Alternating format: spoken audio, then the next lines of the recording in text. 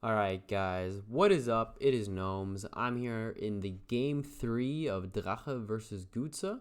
Again, Gutsa on the right hand side playing the FS Boghoppers, and Drache on the left hand side here playing the KF Vashal. Now, it looks like we have first turn Cavalier into Interceptor, and then on the other hand, we have Paladin, so the Boghopper Paladin into the Augur of the Deep.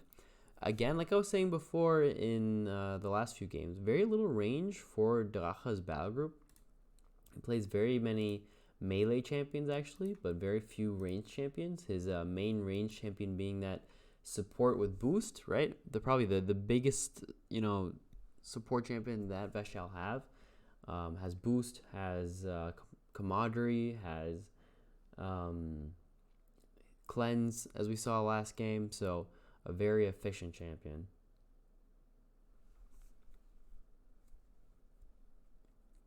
Gonna retreat here. He moves over with the Ogre. Kind of, he was like gonna say I might move to your font, but then he just kind of backs up again. Ooh, plays a Gecko. How does that do versus this battle group? There's quite a bit of physical damage, so the one with Nora will be good. Favor is always good, right? But one with Nora against this battle group, I think is really good. I don't know. Is there? I don't think there is many attack types in Vashal that I can think of. They generally lack in attack types, I think. Have only really physical, some magical, a little bit of poison. I think that's kind of it. I really can't think of anything else. Do they have anything other than physical, poison, and magical? Alright, we just saw a stealth champion get deployed. Let's see what that was. A Vashal Quillquip. So that is the champion with attack poison. So now we at least have 2 attack types to deal with this. So as we see, both champions very precisely thinking out their deploys, and that's what's just so important. And that's, I think, the biggest culprit when it comes to games where you say, man, I lost, but there's nothing I could have done. And you're like, well, there's actually a lot you could have done, and that's because you had just horrible deployment choices.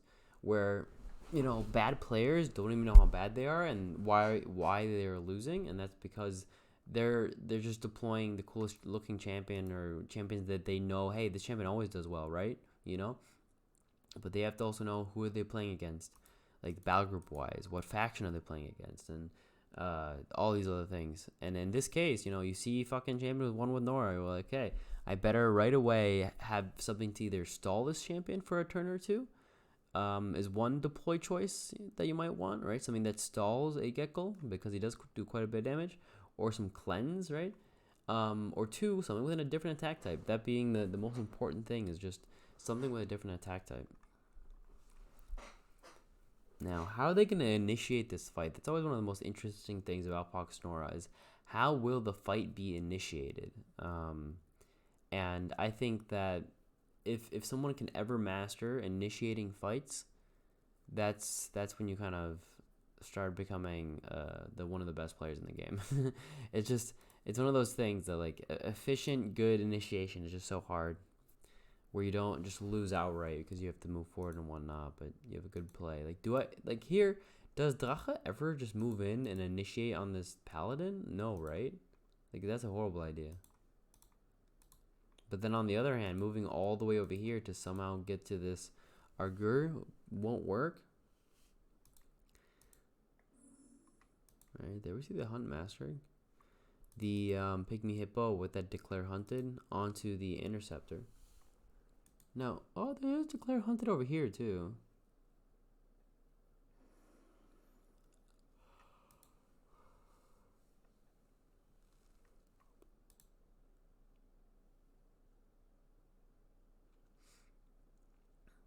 In these types of maps, though, you have a bit of an advantage as FS because of the font bonus. When you get 6 extra Nora a turn, and there's only one font on the field, then obviously, the overall Nora gain, the 6 Nora means more when you're not getting that much, right? And that's what just why FS and SP often have a bit of an advantage here. Mostly FS, right? Because he has half a font more right now. And it's 1.5 fonts to 1 means much more than 2.5 to 2, right? So he could think of just, staying and not even trying to start a fight. But on the other hand, Vashal, when they get to late game comps, they're very scary. Oh, he does move in on this tank. Plays the banner first. I don't like this idea at all. I don't understand it. Like, you're not getting a kill here. You have 3 champions out?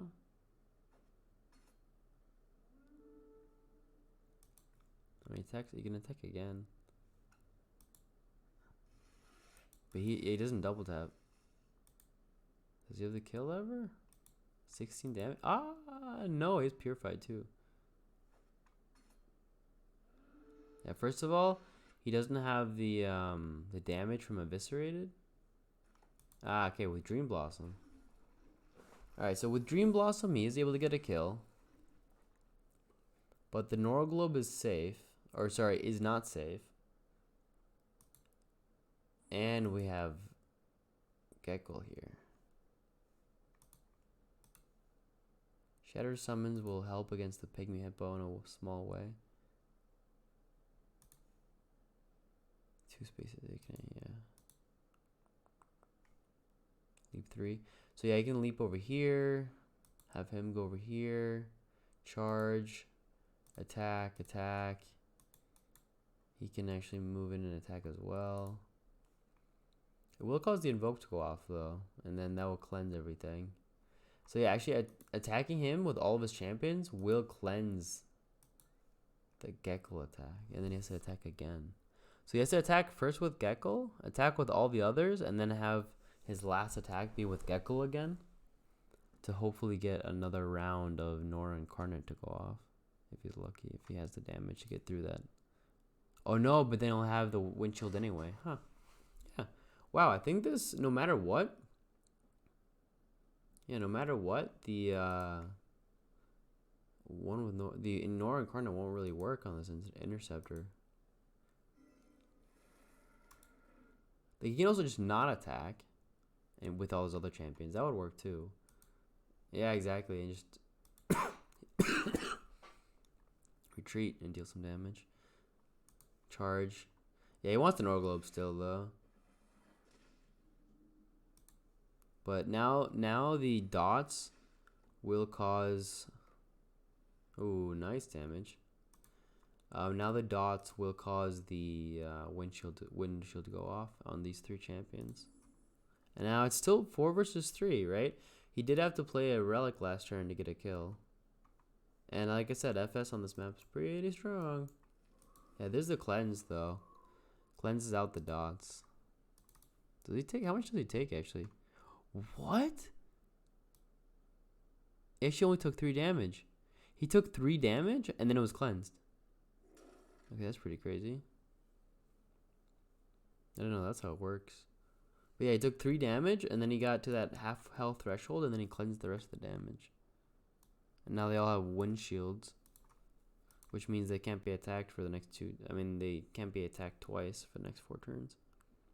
Wind cloak, sorry, not windshield.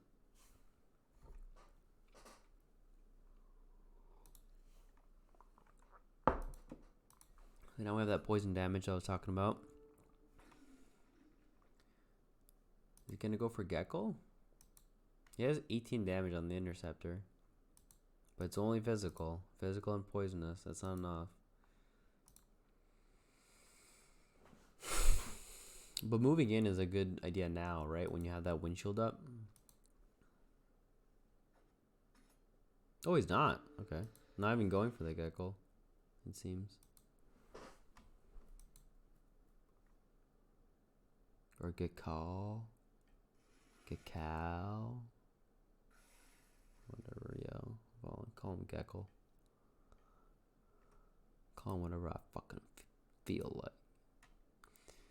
Okay, so another 12 damage. Now he won't die to the dot at the moment. He would need 3 more damage. Does he have another Dream Blossom? A second Dream Blossom would be the kill.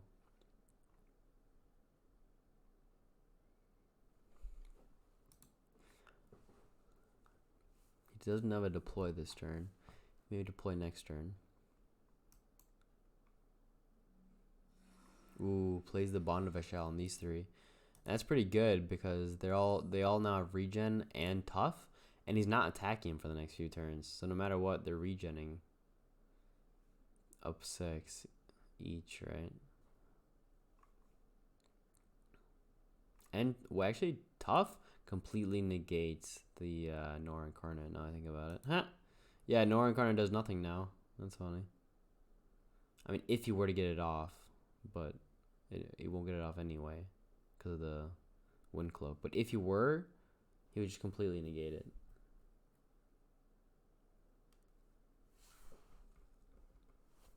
The thing is, though, that Gecko still has some damage. Back in the day, he only had 2 base damage, I think. Like, he had 2 base damage, so...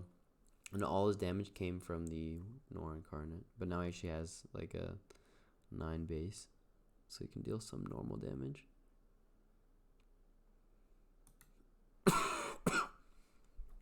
Could he attack and get a kill here? Because he can double tap with Gecko just to get rid of the windshield.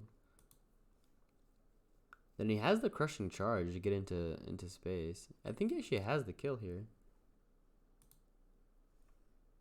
He could crushing charge over here. He has 1. And then he can attack with both of these. Oh, I guess not. So I guess he didn't want the... I think he had the kill though, but maybe I missed off something. But like if he had attacked twice and then attack, it'd be 13, 14, and then plus the if he was in range. I guess it would have forced to put the Swamp Cord Crusher into range of both of these other 2 champions. Maybe that's why I didn't want to do it. But I think he would have had the kill. Maybe with Tough he wouldn't have though, actually now I think about it. I forgot about Tough. So yeah, he would have 4 defense actually. Yeah, never mind then. With the Tough, even with the melee specialist, he wouldn't have the damage, I don't think. I should have calculated it. Now I'm interested, but whatever.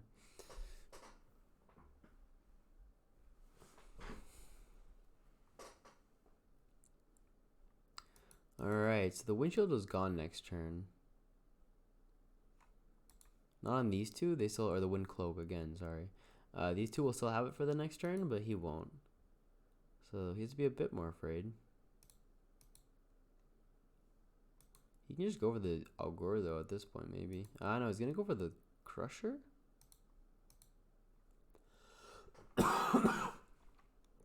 He's in double tap range with Quill Whip.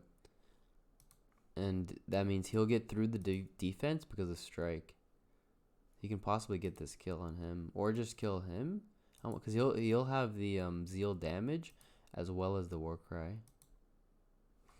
And then plus the spell means I think that the Augur is dead. Maybe Huntmaster as well. So they both die and then it's 2 versus 4.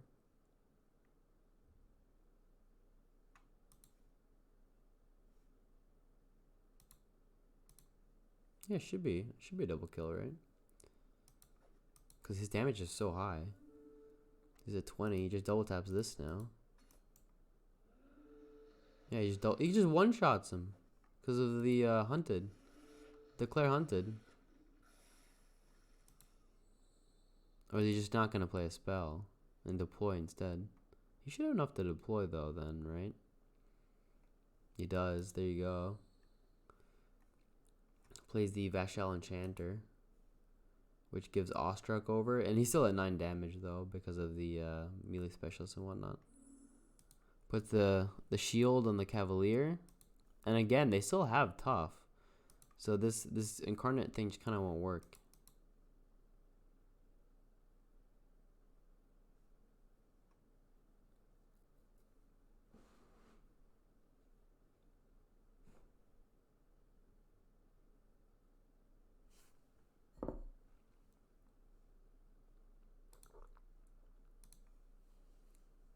He also has Wind Cloak still. He has to go for the Interceptor. He has to. He can't go for anyone else. He has a double tap at the very least.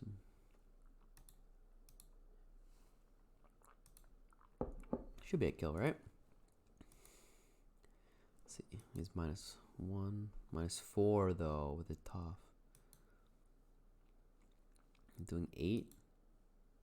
He's doing 5-5. So he's doing 10. He'll be at 13. And then plus another. Okay then. That was cool. He does it to retreat his own Huntmaster. That was a cool idea. Alright. That was pretty dope.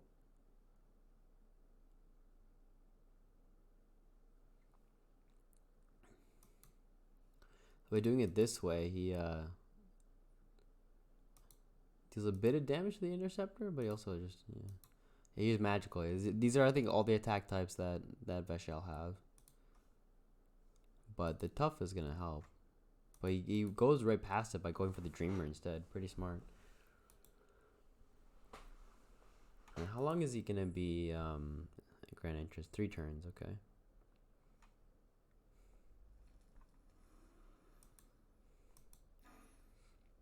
No, ooh, detection on this enchanter. The detection being seen by the future sight, gift future sight. But he can, yeah, he can kill it. Damn.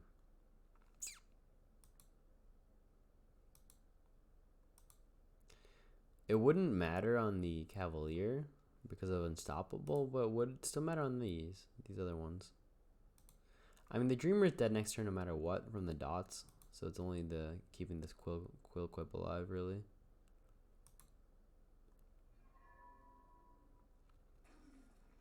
That's a bit interesting. Decides to play a spell just to kill that relic, but alright.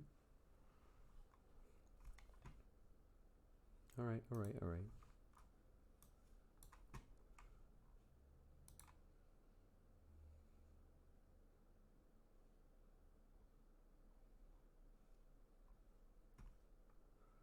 Alright, gonna go in for that Warcry.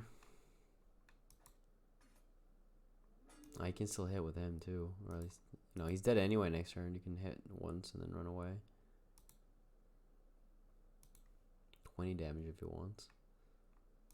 He actually attacked first with the Cavalier, so now he can't attack with physical anymore. Yeah, only the poison damage and now magical. Ah, okay, there you go. Now he's attack fire. And now it's a kill. Yeah, you can just kill the Dreamer. You don't see that too often. Fate Dreamer getting a kill. He heals up the Interceptor again. This was nerfed, by the way, the Burning Oak Seed. Anyway, GG.